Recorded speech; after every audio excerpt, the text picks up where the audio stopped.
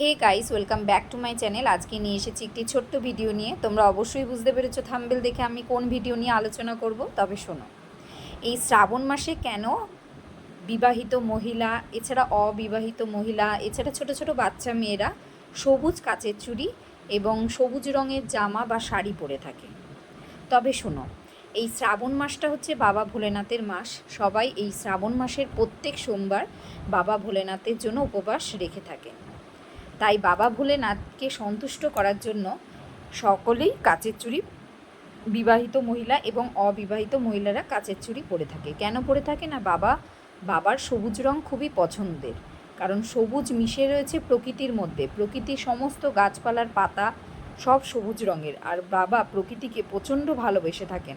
তাই বাবাকে সন্তুষ্ট করার জন্য সকলেই এই সবুজ রঙের কাচের চুড়ি শ্রাবণ মাসে পরে থাকেন। আর এই শ্রাবণ মাসটা হচ্ছে বাবা ভোলেনাথের জন্ম মাস।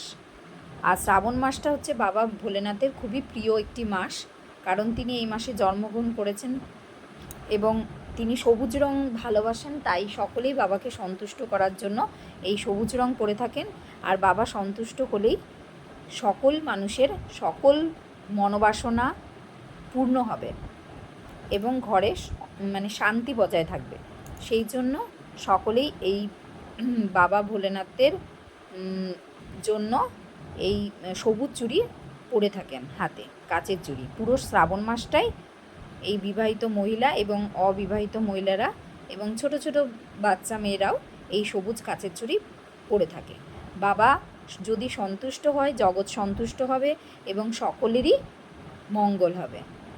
সুতরাং এই ভিডিওটি যদি ভালো লেগে থাকে অবশ্যই লাইক, কমেন্ট, শেয়ার এবং সাবস্ক্রাইব করতে ভুলবে না। ধন্যবাদ।